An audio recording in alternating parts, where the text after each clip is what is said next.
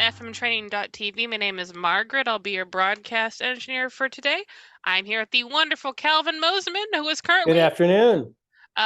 busy at the really awesome FileMaker conference, which is called Pause on Error. Not DevCon, that is the one hosted by Claris. This one has been hosted by people in the community, but it's a really awesome I went last year. It's a really cool conference. There's a lot of cool people who show up. And Calvin and Richard are at there currently. So, with this wonderful Thursday upon us, let's talk about real quick the live stream training schedule, not schedule. Today we're doing multi-user versus single-user files. So basically, what happens when you have multiple people in the same file and you're working on it? Friday is reports and sub-summaries, so that'll be an interesting day tomorrow. Monday will be naming conventions.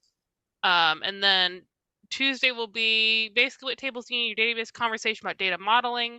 Wednesday will be calendars, always exciting. So, with that being said, Calvin, what are we doing today? I'm really excited to talk about the what we're looking at today, which is the difference between a file that's for a single user or a multi-user solution. So most of the apps that I work on personally are in the multi-user sphere. There's very few of them where it's just one person logging in and doing work. When one person logs in and does work, they don't really need to worry about bumping into other people. There's nobody else to bump into. But when you get to a multi-user environment where you've got people from different going into the same app, looking at the same records, there's issues that can come up, and we need to look at ways to handle those and take care of that. And so we can avoid problems, or at least people can know what to do when they run into the issues and aren't scared by error messages. So one thing that up to this point in this series, we've been looking at local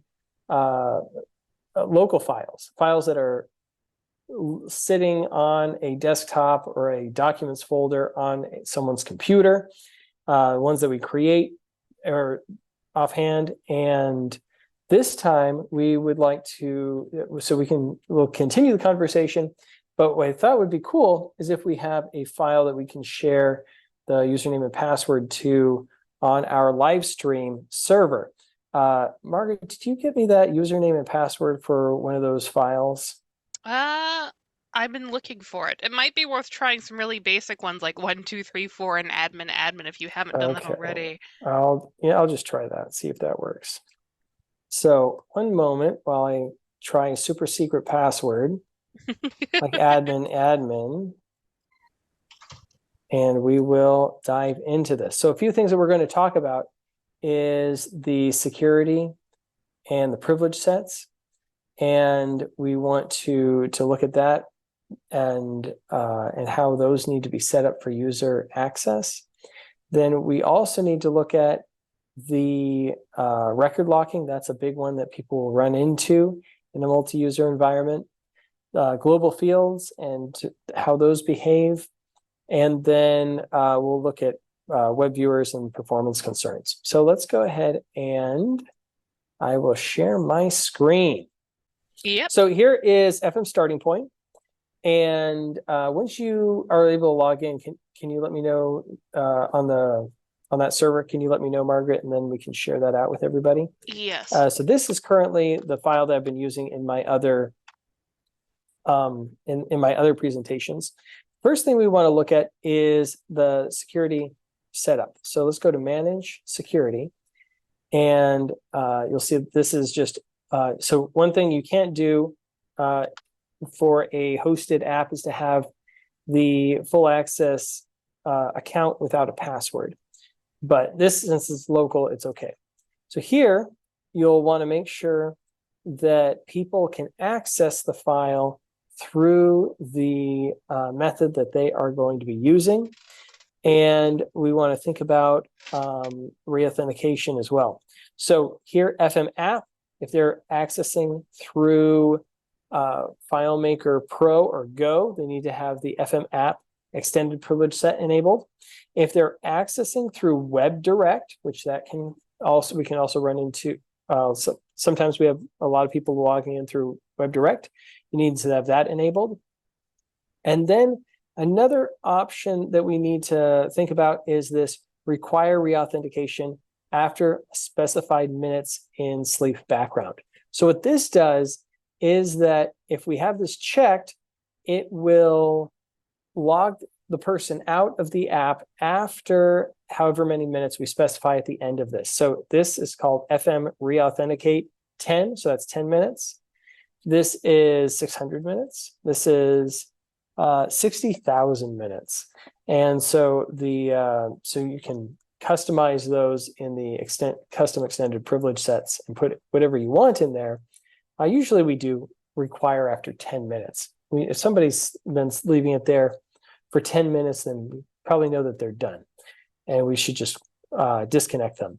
One thing, so the reason why we want to do this is because somebody, and I'm sure you've run into this if you've done much work with people logging in on server, is somebody goes in, creates a new record or modifies an existing record.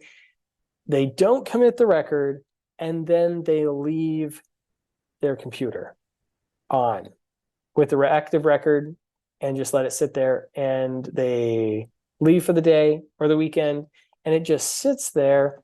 And what this will do to a developer is that it will tell the developer, hey, you're not allowed to make any changes to the managed database in this table because somebody's is actively modifying the records.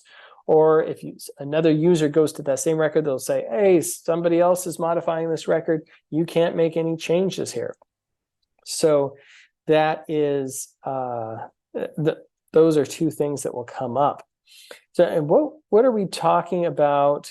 So just to finish the security question, or what we're looking at here, we looked at the privilege set and having those enabled, whether it's FM app, FM web direct, the reauthenticate extended privilege set.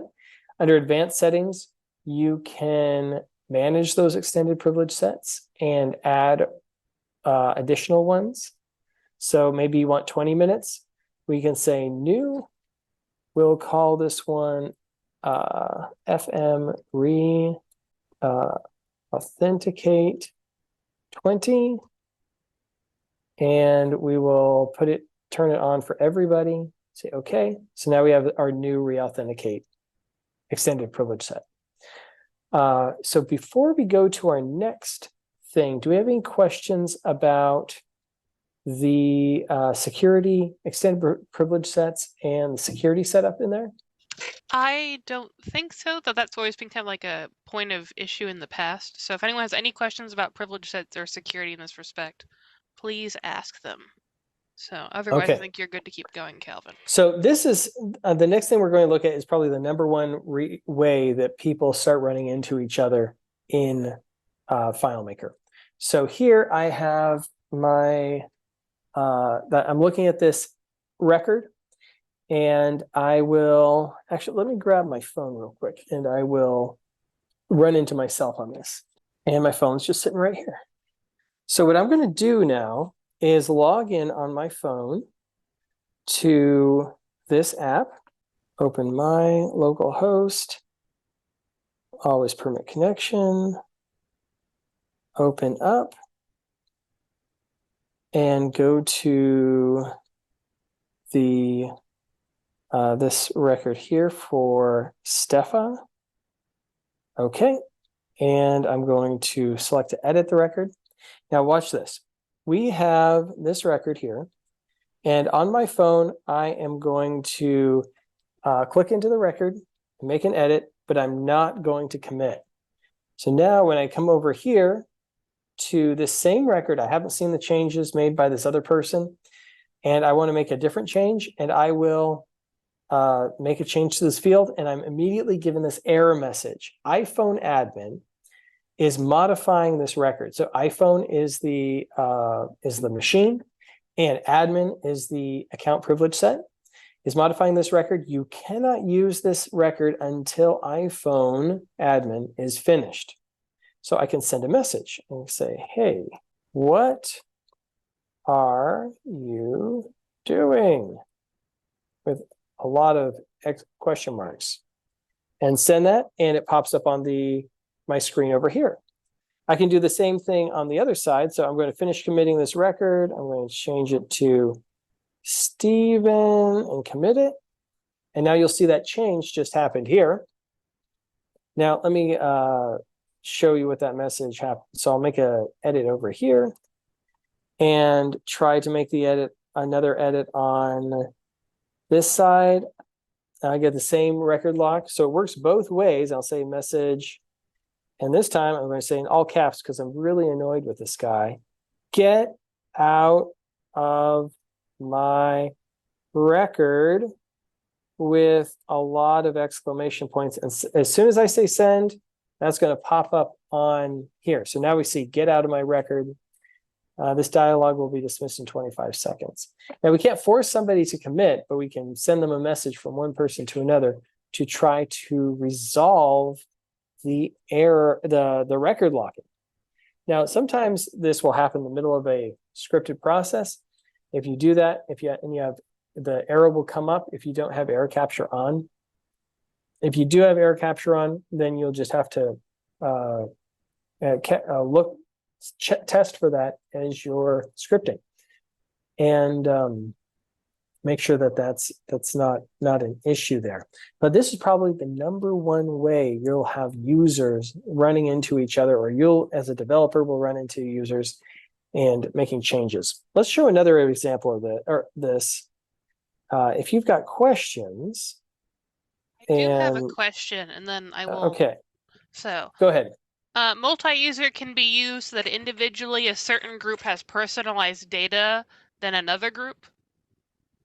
They see different data than another person? Yes. So let's, after we're done with the record locking conversation, let's open up that and we'll talk about managing what records people see. So the last thing I wanted to show you with record locking is that if I go into manage database, so file manage database, that opens up this dialog, and I try to make a change, new field, say create, and now say okay. Oh, it didn't give me an error. Let me try that one more time. I'm going to go to, maybe I have to make changes to this. I'll say new name. Okay, let's say okay. Oh, let me change that again. Interesting. So now I'm not running into myself. This is actually pretty cool. So I'm going to make this a auto enter calc. This is text format remove, and then it's just going to reference self. Okay. Move this, move that, say okay. Okay. Still didn't run into me. So I'm allowed to make all these changes. Now, what if I change this? Okay, I'm going to put my new field on the layout. Let's do that. And let's go ahead and I'm going to actually just change this title. I'll change the title to, there I get my error message. I'll have to commit over here, say okay. Change the title to president. And so over here, I am going to make a change and just call it on the iPhone. And then here on title, I'm going to change this from a text field to a number field just to make something break. So when I say okay, it should give me an error. There's the error I was looking for. Hey, Calvin, thanks for covering. I appreciate it. Hey, not a problem. So this is where a scenario where your users might run into you as a developer. And in this case, the users are making, I'm trying to make some changes to the database schema. The users are active in that record, and I can send them a message and say, hey, commit the record, please. But maybe they just left for the day or left for the weekend. I just happened to commit it on this side, so it finally saved and closed. So that's a scenario where the record locking will people will either run into each other or they could run into you as a developer. Speaking of record locking, I f***ed around with the server briefly. You can now access it. You'll just need to, I don't know what the passwords to any of the files on it are, so you should probably start from the ground up and upload a file to it to show people. Okay. Well, Can I ask a question? What we've covered so far, so I can. Yeah. So we talked about security credentials and what people need to have security credentials and their extended privileges enabled. Mm-hmm. We've talked about the extended privilege sets, and we were just finishing up on record locking, and there was a question about how do we get different users to see different records when they log into the app? And that was the question I was about to answer. That's the startup script, right, Calvin? Right? Yeah, so we can do that in a startup script or sometimes in the navigation script. But so if you want somebody to, in this case, I'm trying to think if you're looking at FM starting point and you go to the staff records, each user account will have a staff record, or should. And see where it says FileMaker account, this is where the FileMaker account name is going to be. So if we put in admin, the startup script will see that this is John Smith and he is the admin user. And Catherine is going to have her username, which is probably going to be Catherine, and Mata is going to be Mata. So when they log in with those different privileges, we want them to see their records. So maybe it's these different project records. If we go to projects, we will see here that John Smith, who's the contact, has this record. And if we do a search, John Smith, the auto-filled, we want him to, by default, just see these 5 records. Now, there's you can either have the startup script limit the project records that they're looking at, or you can use the navigation script, or even an on layout ender script when you open up the projects window. So there's different places you can do that, but basically it's a find in the script. Yeah, for the staff ID, which you would save in a global variable. Now, if I open up the data viewer, actually, let me log out of here and log back in because we just assigned him. Yeah, so we see he's admin, and if I go to manage the data viewer, we'll see ID staff logged user. So in the startup script, it checks to see if my account name existed in the staff table. And since it did, it saved this ID. So now we could update the navigation to projects to do a search for this staff ID, and we would only see those 5 projects. And we actually closed and opened it back up again. So maybe it already did that filter in there, which is pretty cool. And you can filter any table that way. So sometimes I have clients that they only want people to see their own active invoices, not old invoices, not invoices created by somebody else. Maybe they only want them to see their projects or their clients or their accounts. So there's a lot of power in tracking the current user's staff ID, which is tracked throughout the app. Does that answer that question? Is there any follow-up question there? No follow-up question. There's another question. Okay. Why doesn't error lock happen with PSOS? Why doesn't record locking? Why does record locking not happen with PSOS, Margaret? You mean as opposed to there's error? Yeah, record locking does happen with PSOS. Yeah. So real quick, so here are the considerations for the multi-user file. We talked about everyone can view a record at the same record at the same time. You could have millions of records. There could be only one Donald Trump. I'm going to pick a random name that people would recognize. One Donald Trump. Millions of records. There's one Donald Trump record in there. You could have 500 people logged in database. They could all be looking at the Donald Trump record. No problem. One person can edit the Donald Trump record at one time. When I say one person, I mean one client on a window on their software. So one Go user could edit the Donald Trump record. Other people can still read it. They can still read it. One person can edit it on Go, Pro, WebDirect, or if the PSOS client is running, or SASE, which is the server side, they can read it. And if it's one client, it could be one of them that's editing it and no one else can. right? We understand that. So absolutely a PSOS record can lock something. When it's editing it, it will lock it. And when the record is done, probably it'd be useful to probably talk about the record lock. Have we talked about record locking, Margaret, yet in the beginning conversation yet?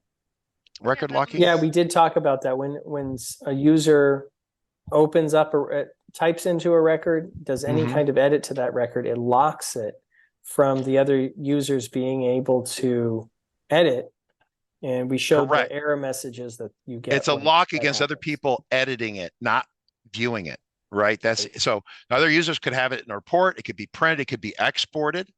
You could print it to PDF, but they cannot make an edit to that specific record. So is everyone clear on this? Because some of the people miss some of the episodes, and I want to make sure that the record locking is so fundamental, right, to multi-user solutions, right? Yeah, and another comment on that on PSOS is that if there is an error in PSOS, it's just, and with a record like runs into somebody else and is trying to perform some action, it's just going to keep going. And so you really need to do some error trapping in there and make sure that you're creating a log and explaining what goes on. And if there's an error, it bails, so it doesn't do something that it shouldn't. And you want to be real careful when you're using PSOS for when running into something like that. Yeah, mission critical stuff. And especially if you're editing an area that would be considered a high traffic area, then you definitely want to super duper think about what are you going to do when people run in, or the PSOS runs into people running into each other. Because the first person, go ahead. Go ahead. I have one use case where they have PSOS checking project records and changing the status on these records all day long. PSOS, or actually, I'm sorry, it's not PSOS, it's SASE, but same. But PSOS, SASE, the same thing. That's where the server runs a script, a FileMaker script for you, right? Right. So, and if it can perform an action, and then if somebody's editing that record, it's going to SASE is not going to be able to change that status on that project record, which is a big problem if a project has the wrong status, and can mess people's workflow up for the day. And so we have to check for that, do some error trapping, have a error log that tracks everything, and make sure that those, if somebody's locking the record, it doesn't do any actions. It comes back in a couple minutes later and checks it again. Questions, Margaret? More feedback? Yes. What happens with permissions of a user that pertains to two groups? So if one user has permissions that it authenticates to the top one in the list first. Yeah, it's an order of execution, top to bottom. Yeah, and if we can show you something real quick, if I go to security, you'll see the first column here is, can't change the width on it, but it says priority. It looks like prior, but there's an ITY in there. So priority, and so you'll see if somebody's in multiple groups, which these could be groups, the first one in the list is going to be where they default. Correct. To. I had a client where he had full access, and but he was part of another group that was at the top of the list. So he logged in, and he's supposed to have full access to be able to edit and do developer type stuff. And he said, like, why did you lock me out of the app? It's like, oh, I didn't lock you out of the app. We had to check what's going on, and he had added himself in that to a group that was higher priority, right? Yeah. So the admin should always be number one, really, to keep yourself out of trouble. That's a good question. All right. So the issues are with multi-user solutions are the number one is record locking, not running into people, or if you run into it, handle it gracefully. The number two one to be aware of is globals, right? Have we talked about global fields? We haven't talked about globals. No, globals was the next thing. Okay, let's talk. Well, just bring it up on the slide there, Calvin. We can just read through this as we go. So record locking, is the big one. Scroll down, keep going. Global fields. Global fields were created years ago, and they have one value. So the global field is a field in a table, and it has one value for all the records. Okay, so no matter if you put a value in there like Fred, and you have 1 million records, the value in the global field will be Fred for all 1 million records. Okay. The global fields are session based. So let's talk about the idea of a session. What is a session? A session is when you and on Pro log into FileMaker. So you're on one computer, on one window, and you log into FileMaker and you open up a CRM or some sort of FileMaker solution, and there's a global field in there. That global field, basically in our book, we talk about this in our published book. We give our book away. It's a PDF version. We call them private global fields. The word private is not part of any of Claris's documentation, but it's the best way of describing what they are.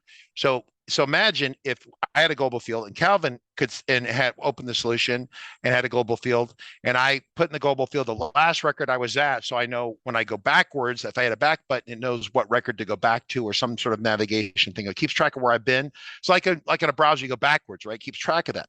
What if I store that in the global field, which makes a lot of sense? That'd be a good place to store it. Then Calvin does some stuff and writes the global, but it's the same global. So we're overwriting each other. So then as we go backwards, I go to other places, or I screw up Calvin, or Calvin screws me up. That's bad juju. So global fields are not shared. Global fields are not shared. They are effectively private global fields. So when you open up the solution, you get your own slice. Every global field that's in the system, you get your own private version of that. Okay. So as you make changes to them, no one else will see those changes. Now, the flip side of that, the downside is by default, they are not saved. So if you put the winning lottery numbers into a global field, like, man, I can't wait to win the lotto. I got an angel from on high, came down, gave me a piece of paper with the winning lottery number, said, spend the money wisely. Okay, got it. All right. And then your computer crashes. Gone. The global fields were in that session. When FileMaker reboots, those globals will all be reset. Okay, you've lost your data. You've lost your winning lottery tickets. You will be very sad. One thing I'd like to say about the global fields is that they behave a little differently than you would expect when it's a local file versus when it's on the server. So if you type in those winning lottery numbers on a local file and close it, and a global, close it. In a global, yeah. They are saved. They are saved. They're absolutely saved. But here's the deal. What do we tell people when they're doing development? What should they always do with their file? Put it on a server.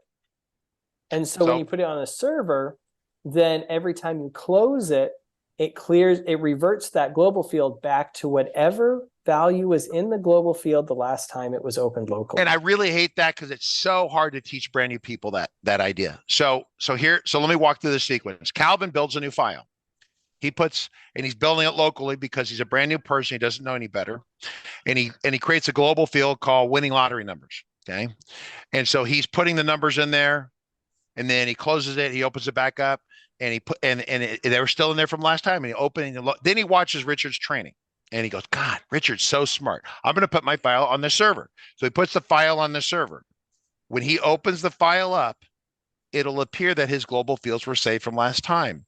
When you move a file from a local file, you move it locally onto the server, the global fields, while they're still saved in there, are never, ever really, how do you explain that? You start with them as the default value. Explain that, Calvin. See if you can try. Yeah, so we have this file with the winning lottery numbers that are super secret. Only we get to do it. But then we decide we want to share this file, and we put it up on the server before we cleared out the field. We open it up. Oh, the data's still there. I'm going to clear out that global field. And then you close the file. Close it. The next time I open it back up, because it remembers the last value that it had the last time it was a local, it will have that same value in there, which can be really frustrating when you're trying to clear out data from a global field and you don't want to go onto the server, take it offline, open it locally, clear out those global fields, and then re-upload it. Hey, Calvin, go into scripts and open the startup script on this. So this is how we handle this at a professional level. I don't really worry about clearing out the globals, right? As I'm building, what I do is during the startup script, I make sure that this is a script that runs every time someone opens a file. And the first thing I do, or in here, if you scroll through here, you eventually find a section where we clear global fields out for whatever reason. We just reset them. So here's some global variables that we clear. And then we're looking, right here. There's some globals right here. We set them. So we don't know what their previous, right there on line 84, 86, 87. You could clear them to nothing, or you could preset them to something that you want them to be, because what you don't know what's in them. Here's the thing. In the startup script, we assume that we don't know what's in the global fields, right? We don't know the state, the file. We don't know anything, except we know the user. We know they just opened it, but we don't know the state. We assume we don't know the state of the global fields. And so if they're going to potentially immediately impact the user, we should set them to something we like or zero them out on the startup script. Does that make sense? So in this case, we didn't zero them out. We set them to the default settings for the calendar for this person. Yeah, a funny thing, there's an internal app that we have at RCC, and the last time it was opened locally, it was opened by Jacob Taylor. So sometimes if something happens and the startup script messes up, it thinks, because that global field has Jacob Taylor's information saved in it, it thinks that I'm Jacob Taylor when I log in, and it messes something up.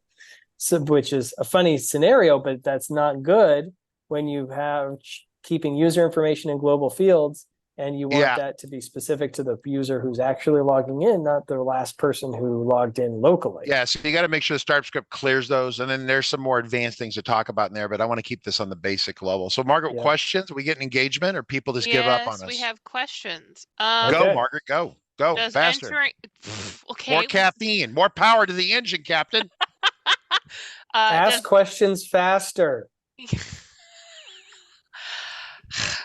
Does entering That's a not field fast enough. Does entering a field lock a record, or do you have to crap? Now you're both awful. I know the question. Stop.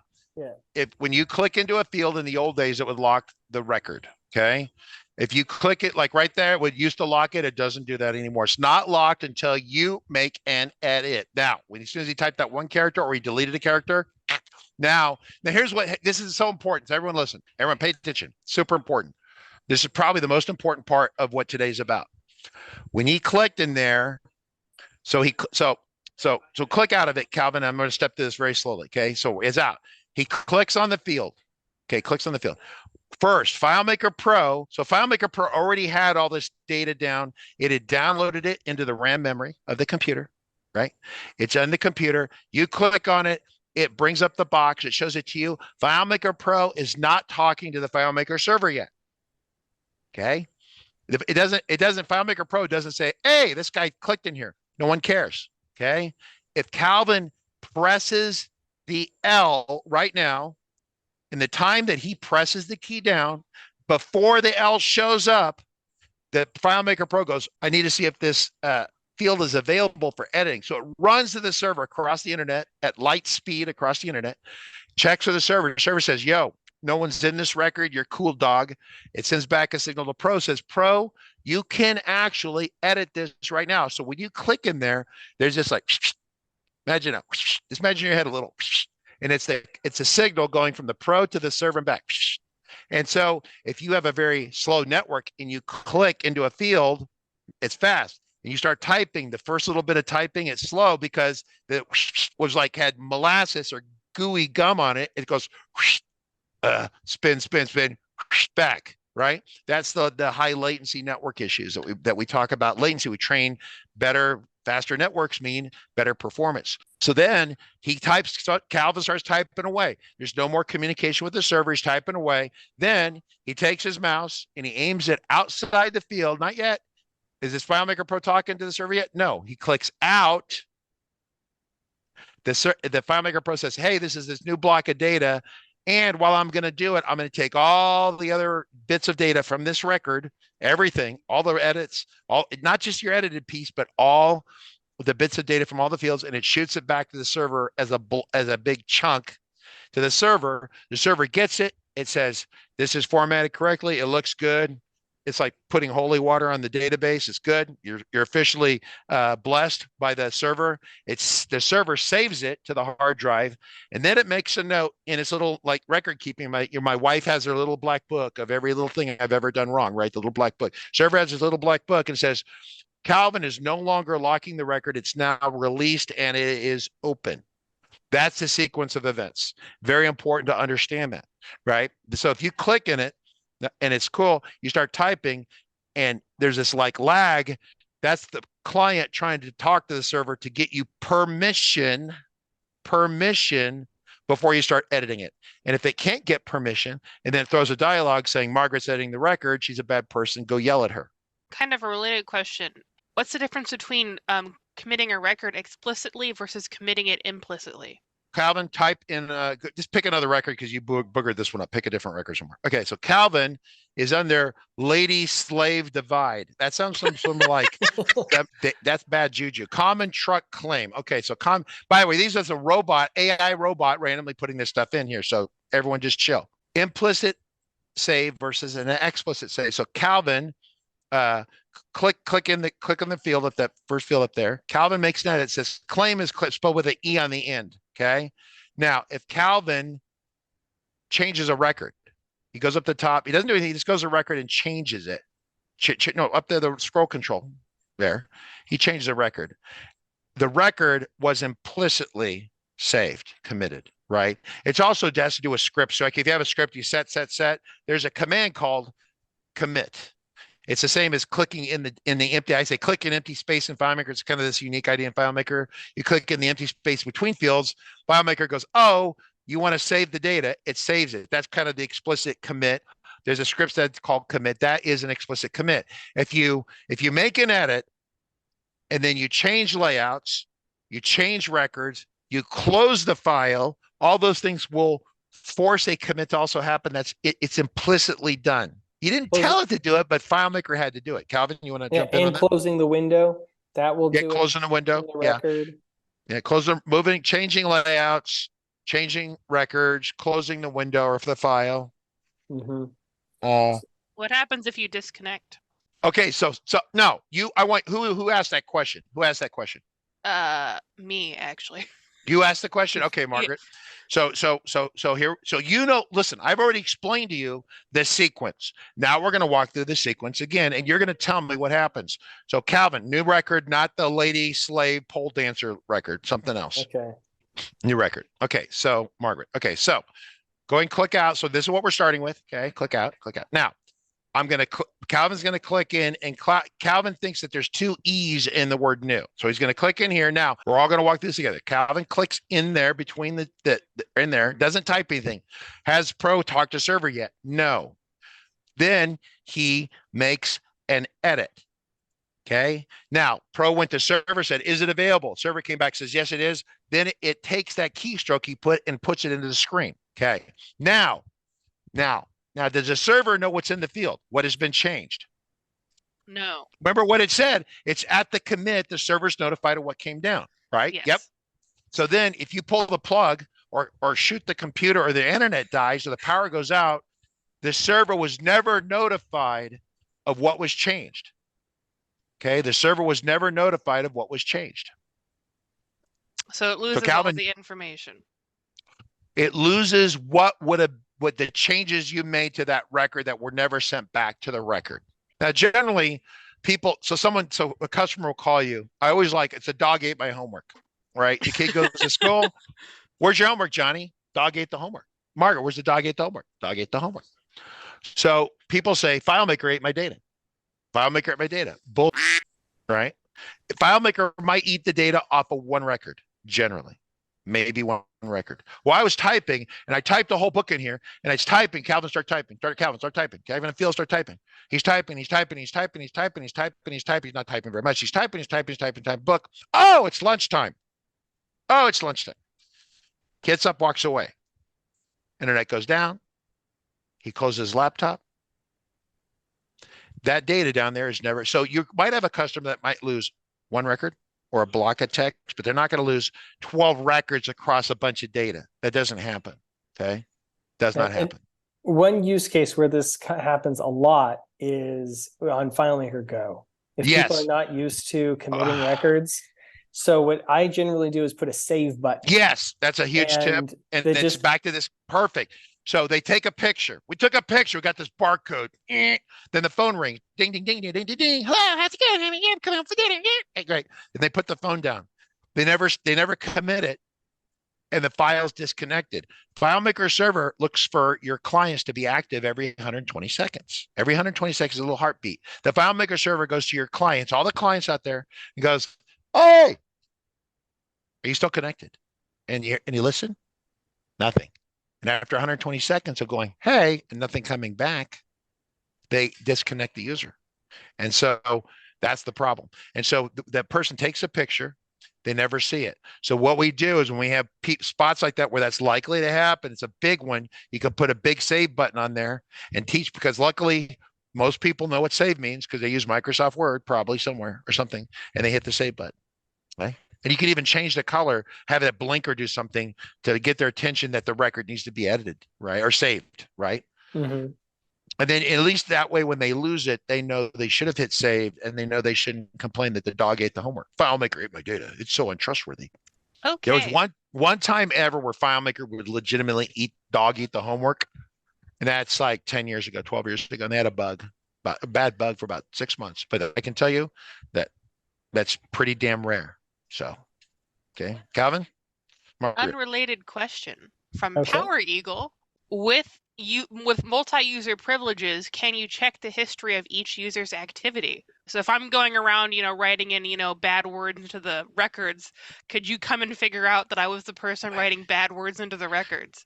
There is no automatic. So let me say this. The answer is yes, but you have to do a lot of work for it. There's no automatic built-in logging in FileMaker. There are things you can do that can kind of generate logging. There's some tricks and techniques to generate logging or audit trails. And I think Claris, if they wanted to keep the developers happy, would probably add that as a feature, right? Calvin, feel free to interrupt me. Yeah, Calvin. So we do have extensive training on audit logs. And so what you would need to do if you want to see what somebody did in the app is have an audit log. And that would be any action we want to track, whether that's a record edit, a record view, a record, a search. All those things can be scripted to create an audit trail where you can look at it. And in our sample file that does this, you can see this person logged in at this time. They navigated to this layout. They did a search for this. They opened this record. They made this change to the record, and then they left the app. And it's the demo is very meticulous on tracking everything just because we're showing it off. We don't usually track views and searches. Mostly people want to know about the edits. Although the views is important with medical record tracking and in the United States, and the Defense Department tracking in the United States, they want to know who's looked at. For example, they had a nurse that some I don't know who it was, Tom Cruise or someone was in the hospital, and they paid the tabloid paid her $25,000 to get his medical records. She didn't make any edits to set up any flags, but she viewed the data, and they had a view log of everyone viewing the data, and they went back and then she found out, did a bank search because it was a crime, legal crime, and they found out she got 25,000 smackaroonies in the piggy bank, and they, she went to prison for that for probably 6 months a year, or if not more. So it can do audit trails. They are not a turn switch, like just turn a switch and automatically all the audit trails magically audit trail. No, yeah, it's a little bit of work with that. But Calvin, that was your demo, right? Wasn't that you doing all the audit trails with me? Yeah. The next thing that we want to talk about is web viewers. Is that not supposed to be in here? I just don't know that they're that big of a deal. Yeah. Web viewers are essentially like global fields. They have their own local value. Right. And as you do stuff in a web viewer, it won't affect the web viewers in other places, I don't believe. Mm-hmm. Yeah, I'm pretty sure. No. So web viewer is a little web browser, and whatever it calculates makes it work is what it'll display. Right. So two people can see two different things in the web viewer when they're logged in. It's not going to all be the same, unless it's referencing a stored field. And then, which is not, you don't want to do that. You want to reference globals. And if you do that, then you're changing the web viewer across the board for everybody. But that's not best practices. Okay. Yeah. Do we want to talk about performance concerns? It's more of an intermediate. It's more of an intermediate conversation. But the beginnings and understandings of performance are the idea of when you click into the field and you want to make an edit, then there's that ping to the server, right? And so if you start to understand when FileMaker is going to talk to the server versus not talk to the server, that helps you understand down the road. It's more of an intermediate, the progression of learning. We talk about the beginning level, the intermediate level, kind of advanced level. people start worrying about performance, typically at the intermediate level. They built a solution locally. Someone said, holy crap, that's amazing. Can you share that with me? And they said, yeah, FileMaker's got FileMaker server. So they jury rig a FileMaker server, however they get that. They get it running. They share the file solution on there. 10 people use it, 20 people use it, somewhere between 20 and 30 people start using it at the same time.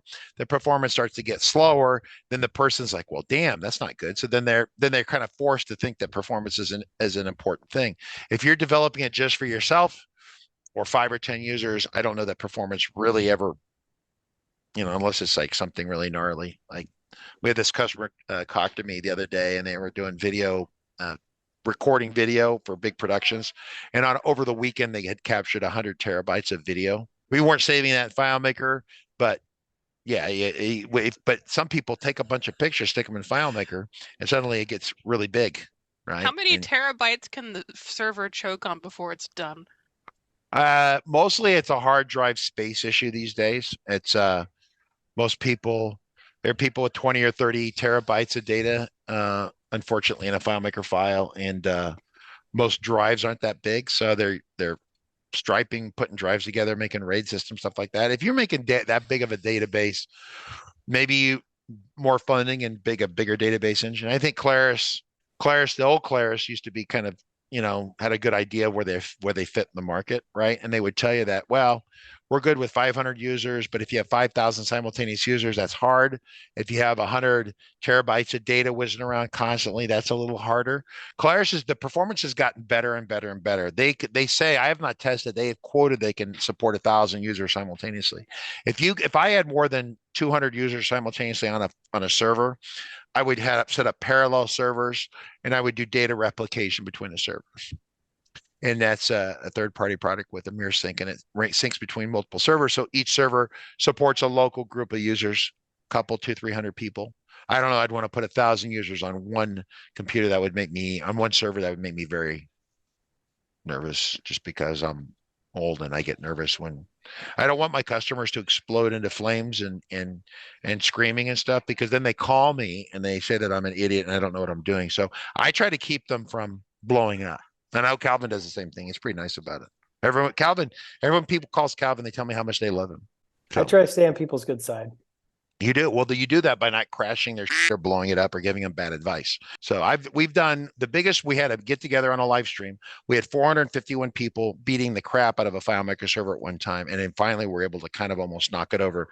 We couldn't get it to fall over until we had everyone run a sorted report at the same time. So like thousands of records start sorting it at the same time and trying to report across all these records. The server it didn't crash, actually. It just slowed down so slow that everyone thought it had crashed, and they were forced quitting or killing their client process to get out of it. And it was funny. We left it alone. It was done for the day. The show, we got to 451, which at the time was a great number. Now it's a bigger number. We're giving each other high fives, a great live stream. And we come back like 5 hours later, and the server's self-recovered itself. It's like it had a heart attack, but it fixed itself. And then it's like, hey, ready for more action. I'm like, what? I thought you were dead. No, I was just in a coma. A coma. I only died a little bit. I died a little bit. And if I remember correctly, that was all WebDirect. Correct. It took WebDirect with sorting with reports to break the server. Pro and Go, we couldn't break it. We could not break it. So that's not saying that it can't do it. It's just that, I know that 451 is a magical number, especially with WebDirect. But that's from like FileMaker 18 days, right? And we haven't done that in a long time. We haven't done a meltdown in a long time. Maybe we should do that on a live stream. Okay, other than that, the only other comment we have that's useful is that for committing stuff, if you happen to have the MBS plugin, MBS allows you to run commit after idle time. So it'll automatically commit. Wait, who added that? That was my invention. We had a whole show on that. That was a BVA thing, Margaret. You see that all the time, right? Yes. Yes. Yeah. So, who's stealing my idea? Who did that? Schmitz. He's watching the show right now? No. Labo said. Labo said, yeah, Labo knows we did a show on that. If you have a client that's locked a record, so Sally is typing in a record, and she locks it. Then she goes on. Then not only does she go home, she goes on vacation. The computer never sleeps. It goes away. So that record is locked in perpetuity forever. So you have to call your IT person. Ring, ring, ring. IT. Oh, we hate FileMaker. Yes, we know you hate FileMaker. Can you help us anyway? Well, if you force me to, I'll help you. Can you log the user off? I don't know how to do that. Okay, how can you pull the plug on the server? Which is not necessarily a good thing, but that does log her off, logs everyone off, right? So there needs to be a script step or a on idle trigger that allows you to have someone commit a record or just disconnect them, right? So they don't lock a record forever. And the Christian Schmidt plugin, Labo pointed that out. It's a really great comment. I love Labo. Great. Poor guy's missing his dog. I'm so very sad about that. Okay, I think with that being said, I don't have any other comments. Calvin, thank you for covering for me. No problem. All right, so tomorrow is Jonathan Ray. Yes? Yes, it is. We are doing reports and sub-summaries. So if you've ever had to file a report, you should probably come to tomorrow. And you wanted totals on it that were accurate? Should definitely come to that show. All right, everyone, we greatly appreciate it. All right, everyone have a good day. We will see you tomorrow. Bye-bye.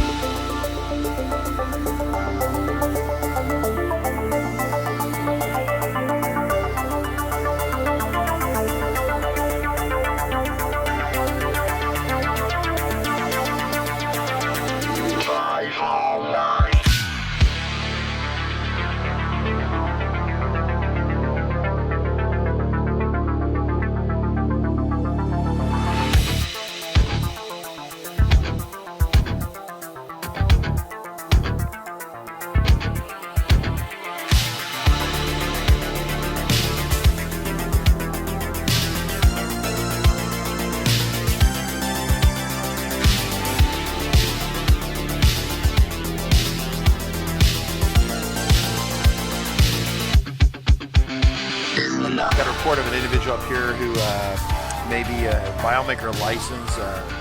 Well, it's potentially expired. Look at the back of that car right there. Looks like the FileMaker license has expired. Sir, I need you to step out of the vehicle. Sir, step out of the vehicle. Sir.